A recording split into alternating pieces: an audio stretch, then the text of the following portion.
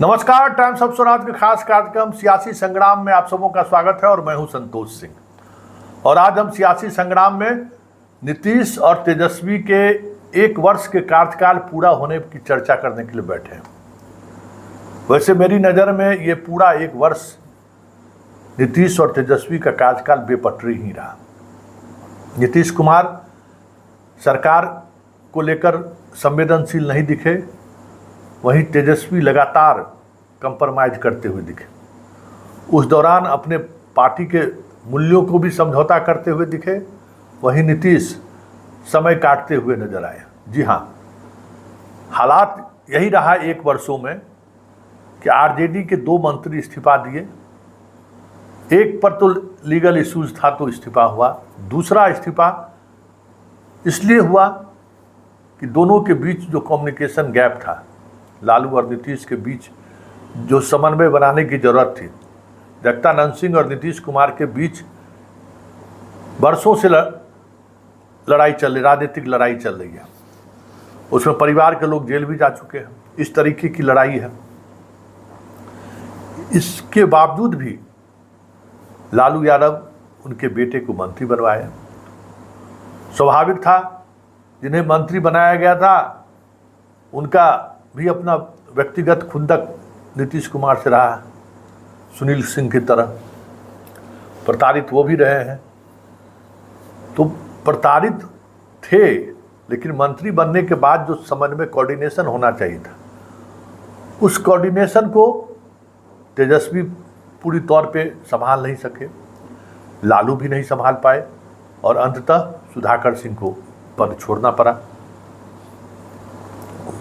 इसी तरीके से कानून मंत्री पर एफआईआर का मामला था, अचानक मामला गिरफ्तारी तक पहुंचने लगी तो उनको रिजाइन देना पड़ा।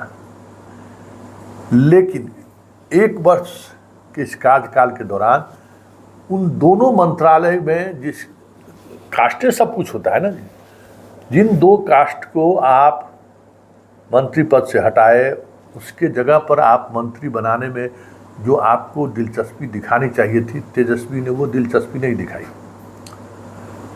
मांझी का बेटा गया तो 24 घंटे के अंदर में एक सदा को नीतीश कुमार शपथ दिला दिए ना। सिर्फ सदा का ही वोट चाहिए। ये जो राजपूत और भूमियार जो आरजेडी के थोड़े करीब आए थे वर्षों बाद, और स्वाभाविक तौर पर जिस तरीके से अनंत सिंह के परिवार के सदस्य को मंत्री बनाया जाएगा तो 25-50 हज़ार वोट राजद को बढ़ेगा ही, घटेगा नहीं।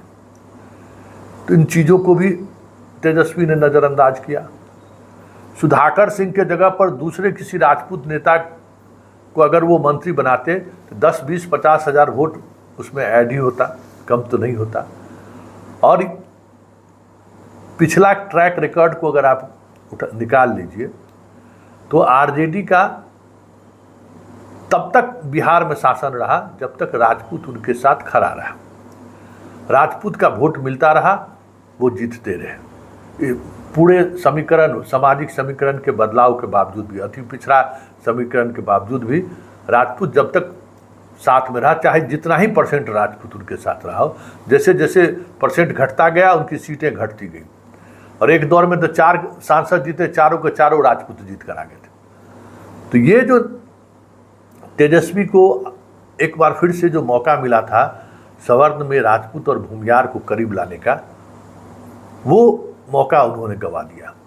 तो राजनीतिक रूप से आप कह सकते हैं कि तेजस्वी ने जो नुकसान उठाया है, उस नुकसान का भरपाई करना काफ़ी मुश्किल होगा आने वाले समय में उनको, क्योंकि अब 24 का चुनाव है। इतना ही नहीं, विभाग के जो मंत्री बनाए गए, शिक्षा मंत्री से विवाद हुआ, के पाठक का मसला आया, उस दौरान जो चीज़ें सामने आई, और ये भी बात सामने आई कि बात बात में कुछ से कुछ बयान भी देते रहे चंद्रशेखर। कभी रामचरितमानस को लेकर, कभी 100 में 60 की बात करने लगे। जिन बातों के सहारे लालू और नीतीश की राजनीति जिस ऊंचाई तक जाना था उस ऊंचाई तक चल जा चुका है। उससे जितना लाभ लेना था वो लाभ ले लिए। लोहिया जी का 60 पावे या भले जो कहावत है जो कहते थे पिछड़ा पावे 100 में 60, वो ले चुके हैं आप। वो राजनीति अब क्लाइमेक्स के बाद अब ढलान पर है, लेकिन ये फिर उसी राजनीति की तरफ मुड़ना चाहते हैं। उसका नुकसान इनको उठाना पड़ा। मंत्री का हाल, चंद्रशेखर बयान देके फंसे रहे। फिर जिस तरीके के भ्रष्टाचार की बात आई, के पाठक ने जो सवाल खड़ा किया, मदरसा बोर्ड में जो खेल हुआ, फिर जो आपको अलग अलग आर्यभट्ट से जुड़ी हुई जो संस्थान हैं, टेक्निकल संस्थान हैं, उनके स्टूडेंट को छात्रवृत्ति देने के नाम पर जो चीज़ें सामने आई, मुख्यमंत्री के कहने के बावजूद भी अभी भी उनका फाइल रुका हुआ है और उस पर भ्रष्टाचार का आरोप लगा। तो और उसके बाद रहा सहा कसर आलोक मेहता पूरा कर दिए, पूरा ट्रांसफ़र पोस्टिंग उनका रद्द करना पड़ा। तो सरकार के स्तर पर भी और पार्टी के स्तर पर भी जो 1 वर्ष इन लोगों के साथ रहने का मौका मिला, वो सही मायने में कहिए तो उसका लाभ तेजस्वी नहीं उठा पाए।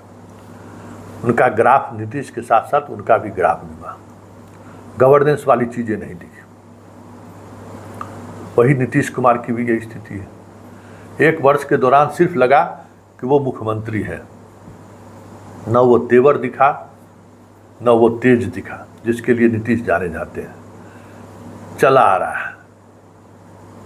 भट्टी को डीजीपी बनाए तो लगा कि चलिए एक ईमानदार व्यक्ति, चर्चित व्यक्ति, एंटी क्रिमिनल रहा है भट्टी, एक समय में सुपर कॉक के रूप में पहचान थी, लेकिन वो प्रयोग भी फेल हुआ। भट्टी सक्सेस नहीं हुए। भट्टी को लेकर कई तरह की आलोचनाएं होनी शुरू हो गई। कहा ये जाने लगा या जो उनका जो रवैया है वो रवैया उनका एक डीजीपी का रवैया है, जैसा रहना चाहिए वैसा रवैया ही नहीं है। उस वजह से भी सरकार की किरकिरी हो रही है। लॉ एंड ऑर्डर का भी प्रॉब्लम इस वजह से बढ़ा, इशू हुआ। अब एसपी से बात ही नहीं हो रहा है तो क्या उसका समाधान निकलेगा। हाँ, एक बात जरूर है कि के पाठक के आने से नीतीश कुमार के गवर्नेंस को थोड़ा बल जरूर मिला है और गांव-गांव में एक बार फिर से ये चर्चा शुरू हो गई है कि हाँ, नीतीश कुमार कुछ कैल गई है। ये छवि जो नीतीश कुमार की थी, प्रशासनिक छवि जो थी, वो छवि के पाठक की वजह से एक बार फिर से वापसी हुई है। और के पाठक ने जिस तरीके से ऐसे तमाम मास्टर जो ड्यूटी छोड़कर नेतागिरी करते थे, कहीं घूम रहा है, इधरों वेतन उठा रहा है, उधर भी घूम रहा है, पत्नी के साथ चल गया इंडिया गेट पर आइसक्रीम खाने के लिए, मुंबई चौपाटी घूम रहा है, कोई देखने वाला माई बाप नहीं था, लोग परेशान था। लेकिन के पाठक के डंडा का असर ये हुआ कि गांव-गांव में एक बार फिर से नीतीश की चर्चा शुरू हो गई। कहा नीतीश ई बेर काम कल कर। तो ये एक साल का अगर कहिए कि कुछ पूंजी की वापसी हुई है तो एक ये आप कह सकते हैं। और फिर आंगनवाड़ी केंद्र को शामिल करना, वो भी एक बड़ा पहल है। अगर ये 100% लागू हो जाता है तो जो बच्चों को जो आहार बाकी चीज़ें जो मिलती हैं उसका लाभ मिलेगा। अभी तो सब लूट लपेट लेता है। तो ये 2 चीज़ें फैसला का असर दिखा। हाँ, नीतीश का गवर्नेंस एक बार फिर से वापस आ गया।